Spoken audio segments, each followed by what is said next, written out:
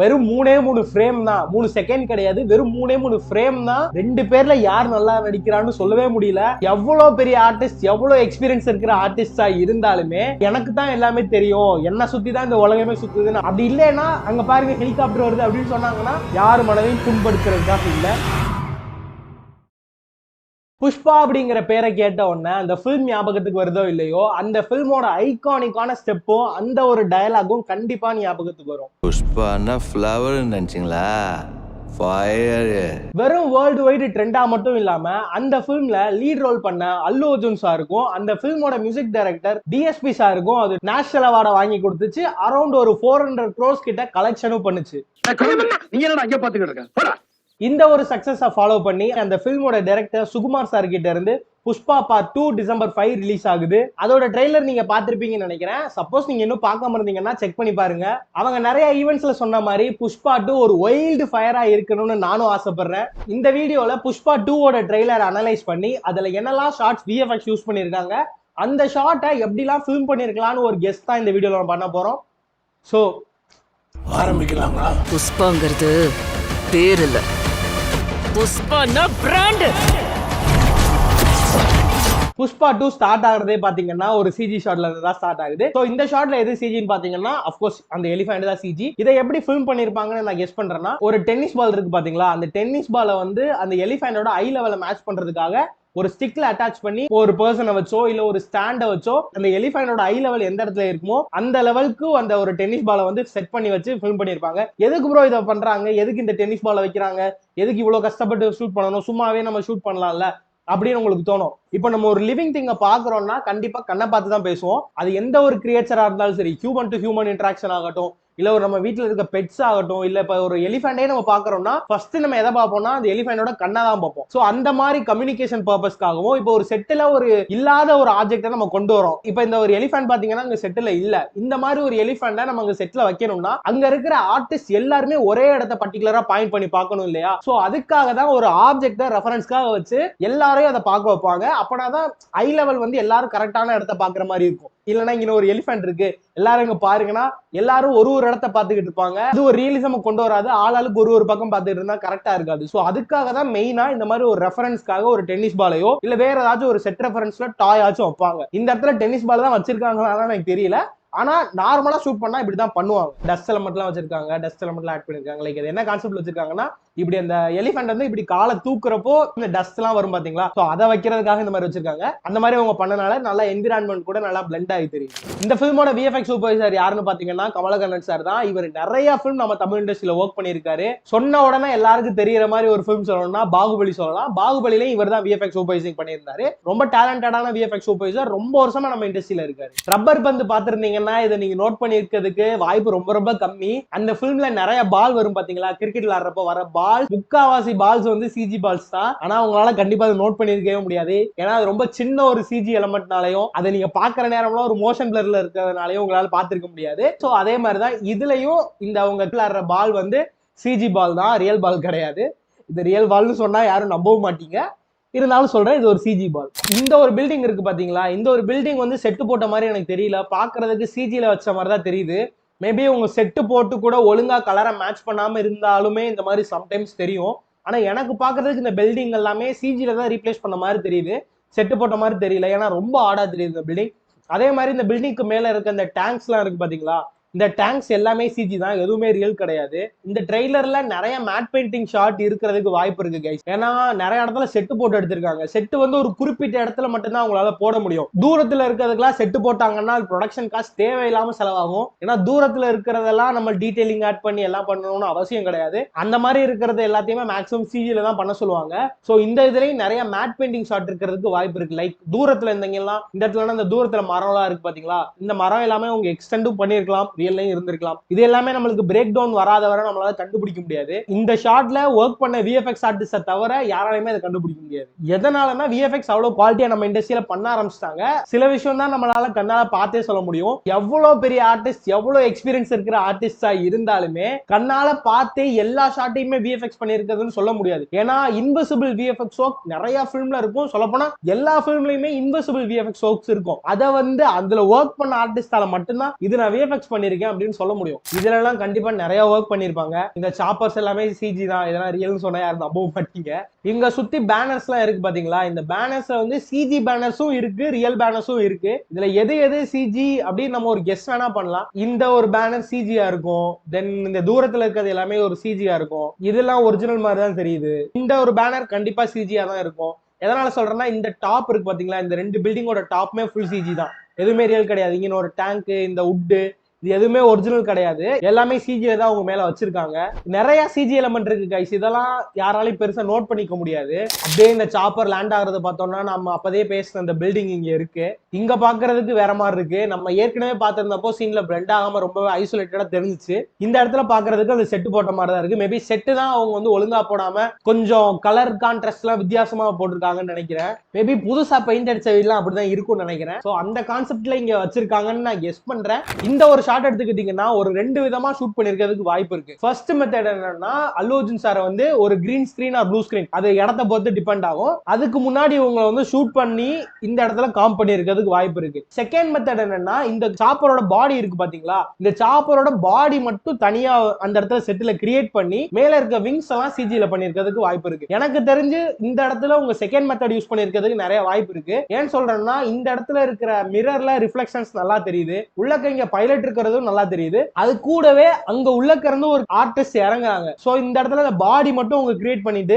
இந்த டெய்லும் இந்த விங்ஸும் உங்க சிஜில பண்ணிருக்கிறதுக்கு வாய்ப்பு இருக்கு. ஏன் ப்ரோ இது ரியலா இருக்காதா அப்படின்னு கேட்டீங்கன்னா, எனக்கு பாக்குறதுக்கு ரியலா இல்ல கைஸ். எதனால சொல்றேன்னா, விஷுவலா பார்த்தோம்னா இது ரொம்ப நல்லா இருக்கு, இது பாக்குறதுக்கு சிஜி மாதிரியே தெரியல. ஆனா லாஜிக் வைஸா பார்த்தோம்னா இது சிஜின்னு உடனே சொல்லிடலாம். எப்படி சொல்றேன்னா, மேல வந்து சாப்பர் சுத்துது. நார்மலா சாப்பரோட கான்செப்ட் என்ன, மேல இருக்க யாரை புல் பண்ணி கீழே தள்ளும், கீழே தள்ளுறதுனால சாப்பர் மேல லிஃப்ட் ஆகும், இதுதான் சாப்பரோட கான்செப்ட். ஆனா அது மேல விங்ஸ் சுத்திக்கிட்டு இருக்கு. இங்க அல்லு அர்ஜுன் சாரோட கிளாத் ஆகட்டும், அவரோட ஹேர் ஆகட்டும், எது பாத்தீங்கன்னாலும் அந்த சாப்பரோட யாருக்கு இன்டராக்டே ஆகல, நார்மலா ஒரு வாக் பண்ணி வர மாதிரி தான் இருக்கு. அந்த மேல இருந்து காத்து தள்ளுச்சுன்னா ஹேர் எல்லாமே இப்படி அமுங்கிரும், கிளாத் எல்லாமே இப்படி இப்படி ஆடும். சோ அது எதுவுமே இல்ல, அதை வச்சுதான் இந்த சாப்பர் வந்து சிஜின்னு சொல்றேனே தவிர மத்தபடி இது விஷுவலா எந்த ஒரு மிஸ்டேக்கும் கிடையாது. இன்னொரு விஷயம் நான் சொல்லியே ஆகணும், இந்த மாதிரி சின்ன சின்ன விஷயத்தெல்லாம் நான் நோட் பண்ணி சொல்றதுனால இதெல்லாம் இந்த ஃபிலிமுக்கு டவுன் கிரேட் கிடையாது. இது எல்லாமே சின்ன சின்ன விஷயம் தான். அந்த டைம் அண்ட் பட்ஜெட்ல அவங்களால என்ன பெஸ்ட் கொடுக்க முடிஞ்சுச்சோ அதை தான் இவங்க கொடுத்திருக்காங்க. இந்த மாதிரி சின்ன சின்ன மிஸ்டேக்ஸ் எல்லாம் நான் பண்ணாலும் வரும், நீங்க பண்ணாலும் வரும், யாரு பண்ணாலும் வரும். மார்வல்ல கூட இந்த மாதிரி மிஸ்டேக்ஸ் எல்லாம் பண்ணிருக்காங்க. அப்புறம் எதுக்கு ப்ரோ இந்த மாதிரிலாம் சொல்றீங்க, அதான் மிஸ்டேக்ஸ் எல்லாரும் தானே பண்றாங்க, அப்புறம் ஏன் சொல்றீங்கன்னு கேட்டீங்கன்னா, இந்த மாதிரி சின்ன சின்ன விஷயத்தெல்லாம் நீங்க நோட் பண்ணிக்கிட்டீங்கன்னா நீங்க ஒரு ஷார்ட்ல பண்றப்போ இதெல்லாம் பண்ணாம இருப்பீங்க. முடிஞ்ச அளவுக்கு நம்ம ஒரு நாள் அப்கிரேட் ஆயிட்டே தான் இருக்கணும். இந்த மாதிரி சின்ன சின்ன விஷயத்தெல்லாம் நம்ம தெரிஞ்சு வச்சுட்டோம்னா அடுத்து நம்ம பண்றப்போ அது மிஸ்டேக்ஸ் நம்ம பண்ணாம இருப்போம். சோ அந்த மாதிரி ஒரு மைண்ட் செட்ல பாருங்க. யாரும் இந்த ஃபில்மை நான் மட்டன் தட்டுறேன்னு நினைக்காதீங்க, என்னோட இன்டென்ஷன் அது கிடையாது. சில பேர் என்ன நினைக்கிறீங்கன்னா, எனக்கு தான் எல்லாமே தெரியும், நான் தான் எல்லாமே தெரிஞ்ச மாதிரி காட்டிக்கிறேன் அப்படிங்கறதுலாம் கிடையாது. என்னோட டேலண்டடான ஆர்டிஸ்ட் நிறைய பேர் இந்த இண்டஸ்ட்ரியில இருக்காங்க. நம்ம தமிழ் இண்டஸ்ட்ரியில சூப்பரான ஆர்டிஸ்ட் எல்லாம் நிறைய பேர் இருக்காங்க. நான் எனக்கு தான் எல்லாமே தெரியும், என்ன சுத்தி தான் இந்த உலகமே சுத்துதுன்னு அப்படிலாம் எங்கேயும் சொல்லல. எனக்கு என்னோட நாலேஜை ஷேர் பண்றதுக்கு பிடிக்கும். ஸோ அதனாலதான் இந்த சேனல் நான் ஓபன் பண்ணிருக்கேன். எனக்கு தெரிஞ்ச ஒரு சில விஷயத்த எல்லாருக்கும் தெரியணுங்கிறதுக்காக இந்த சேனல், அதுதான் இந்த சேனலோட மோட்டோ. நான் தான் பெருசுன்னு ப்ரூவ் பண்றதுக்காக இல்ல. ஸோ அந்த பாயிண்ட் ஆஃப் வியூல பாருங்க, இதுல இருக்கிறது எல்லாமே எஜுகேஷனல் பர்பஸ், யார் மனதையும் புண்படுத்துறதுக்காக இல்ல. இந்த ஷாட்ல இருக்க இந்த கார்கோ ஷிப் வந்து கம்ப்ளீட்டா சிஜி தான், ரியல் கிடையாது. இது எல்லாமே சிஜி தான். அண்ட் இந்த கண்டெய்னர்ஸ் எல்லாமே சிஜி தான். தென் நீங்க தூரத்துல இருக்க கண்டெய்னர்ஸ் எல்லாம் கொஞ்சம் சிஜியாவும் இருக்கும், ரியலாவும் இருக்கும். அது எதுவும் நம்ம பிரேக் டவுன் இல்லாம சொல்ல முடியாது. ஆனா இந்த கிரேன் இருக்கு பாத்தீங்களா, இந்த கிரேன் வந்து எனக்கு சில ஷாட்ஸ்ல பாக்குறதுக்கு சிஜி மாதிரி இருக்கு, சில ஷாட்ஸ்ல வந்து அவங்க ரியலாவும் வச்சிருக்காங்க. அதனால இந்த கிரேனை வந்து என்னால சிஜினும் கால் பண்ணிட முடியல, ரியலும் கால் பண்ணிட முடியல. எதனால இதை சிஜி அப்படின்னு நான் ஒரு கெஸ் பண்றேன்னா, இந்த ஒரு கிரேன் பாத்தீங்கன்னா ரொம்ப பெர்ஃபெக்ட்டா இருக்கு. எந்த ஒரு ஆப்ஜெக்ட்டுமே ரியல் லைஃப்ல பெர்ஃபெக்ட்டா இருக்காது, யாருமே பெர்ஃபெக்ட் கிடையாது. லைக் எந்த ஒரு ஆப்ஜெக்ட்டுமே பெர்ஃபெக்ட் கிடையாது. அந்த ஒரு மெட்டல் எப்படி இருக்கும்னா, லைட்டா ஸ்கிராச்சஸ் இருக்கும், கொஞ்சம் ரஸ்ட் இருக்கும், கொஞ்சம் அழுக்கு இருக்கும், இதெல்லாம் கொஞ்சம் இருக்கணும். அப்படி இருந்தாதான் அது கிரேன் ரியலிஸ்டிக்கா இருக்கும். இதுல பாத்தீங்கன்னா ரொம்ப வலுவலுன்னு புதுசா இருக்கு. எந்த ஒரு ஆப்ஜெக்ட்டுமே அப்படி புதுசா இருக்காது. எனக்கு பாக்குறதுக்கு அதனால இது சிஜியா இருக்குமோ அப்படின்னு ஒரு டவுட் இருக்கு. ஆனா க்ளோஸ் அப்ல காட்டுறது, பக்கத்துல காட்டுற ஷாட் எல்லாம் பாத்தீங்கன்னா ரியலா இருக்கு. மேபி அது பாதி வரை செட்ல கிரியேட் பண்ணிருக்காங்களா, இல்ல ஃபுல்லுமே ஒரிஜினல் கிரேனா, இது எனக்கு தெரியல. ஆனா என்னோட கெஸ் என்னன்னா, பர்டிகுலர் போர்ஷன் மட்டும் ரியலா அங்க வச்சுட்டு மேல சிஜில எக்ஸ்டெண்டும் பண்ணிருக்கலாம். இந்த ஒரு ஷாட் எடுத்துக்கிட்டீங்கன்னா சூப்பரா பண்ணிருக்காங்க. அவங்க என்ன கன்வே பண்ணணும்னு நினைக்கிறாங்களோ அதை கன்வே பண்ணிட்டாங்க. ஆனாலும் எனக்கு ஒரு சில விஷயம் கண்ணில் பட்டுச்சு, நான் அதை மட்டும் சொல்றேன். இந்த இடத்துல பாத்தீங்கன்னா ஒரு கிரீன் இருக்கு, இந்த இடத்துல பாத்தீங்கன்னா ஒரு கிரீன் இருக்கு, அப்புறம் இந்த பக்கம் ஒரு இடத்துலயும் ஒரு மாதிரி கிரீன் இருக்கு. கொஞ்சம் இந்த கலர்ஸ் மிஸ்டேக்கா இருக்கு. இன்னொரு முக்கியமான விஷயம் என்னன்னா ஷேடோஸ். இவருக்கு பாத்தீங்கன்னா இந்த இடத்துல ஷேடோஸ் வந்து லெஃப்ட்ல காஸ்ட் ஆகுது, ரைட் சைட்ல இருக்கிறனால. இந்த ட்ரீக்கும் இந்த இடத்துல ஷேடோஸ் வந்திருக்கணும். ஏன்னா இவ்வளவு சின்னதா இருக்க ஆக்டரே இவ்வளவு பெரிய ஷேடோஸ் இங்க கேஷ் பண்றாருன்னா, லைக் இவ்வளவு பெரிய மரம் வந்து இந்த இடத்துல ஒரு ஷேடோஸ் கேஷ் பண்ணிருக்கணும்.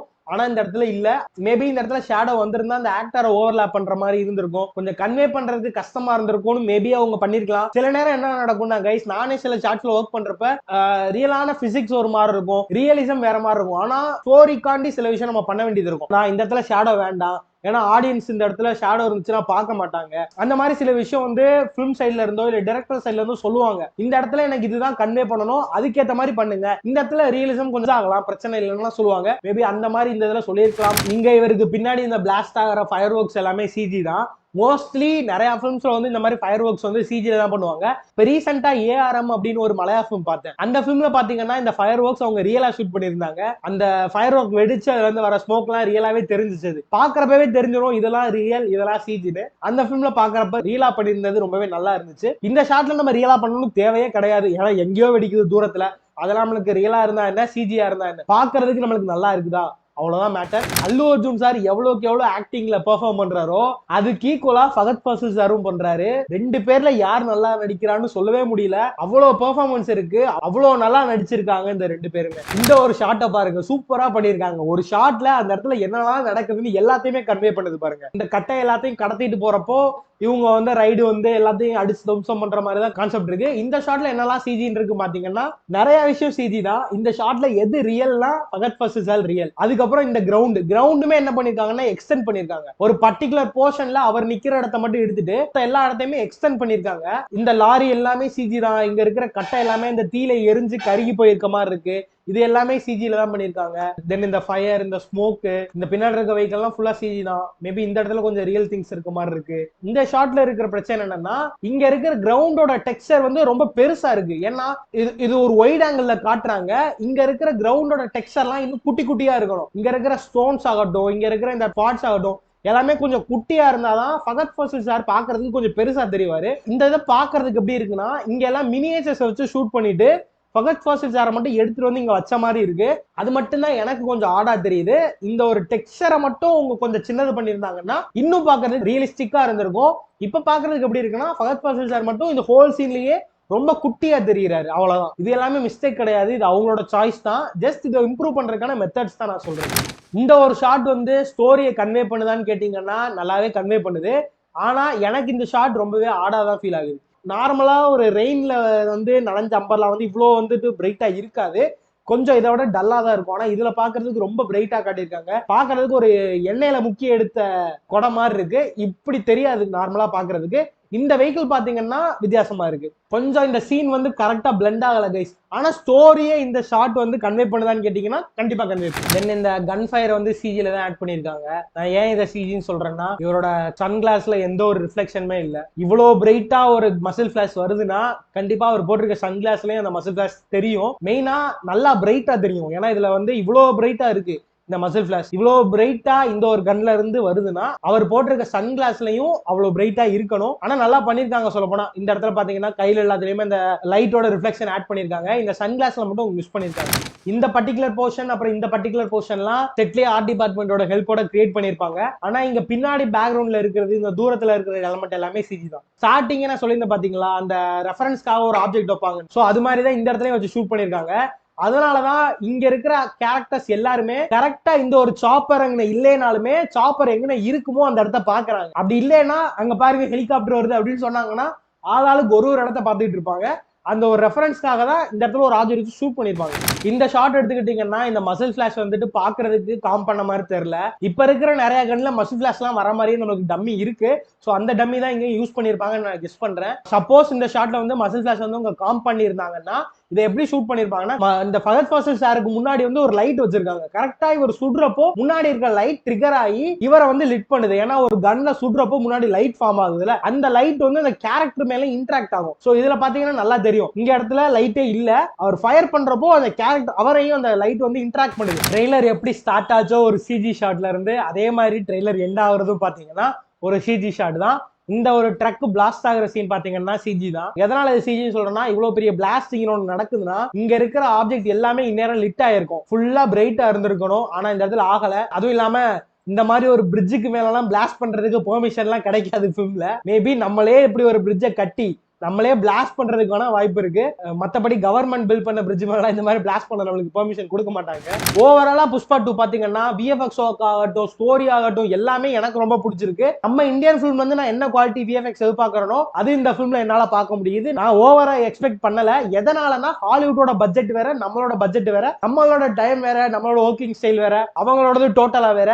நம்ம இண்டஸ்ட்ரியில நம்மளால என்ன குவாலிட்டி நம்மளுக்கு கொடுக்க முடியும்னு எனக்கு தெரியும். அந்த பாயிண்ட் ஆஃப் வியூல பார்த்தோம்னா இதுல சூப்பரான ஒர்க் பண்ணிருக்காங்க. இந்த ஃபிலிம் எப்படி இருக்கு நம்ம வெயிட் பண்ணி பார்த்தா தான் தெரியும். இந்த மாதிரி விஎஃப்எக்ஸ் ரிலேட்டடான கண்டென்ட் வேணும்னா மறக்காம சேனலை ஃபாலோ பண்ணி வச்சுக்கோங்க. அப்பதான் இந்த மாதிரி இன்ட்ரெஸ்டிங்கான விஷயத்தெல்லாம் நீங்க மிஸ் பண்ணாம இருப்பீங்க.